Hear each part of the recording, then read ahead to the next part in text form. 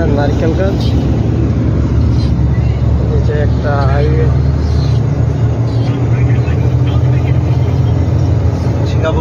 দেখতে পাচ্ছেন অনেক বড় বড় গাড়ি যাচ্ছে।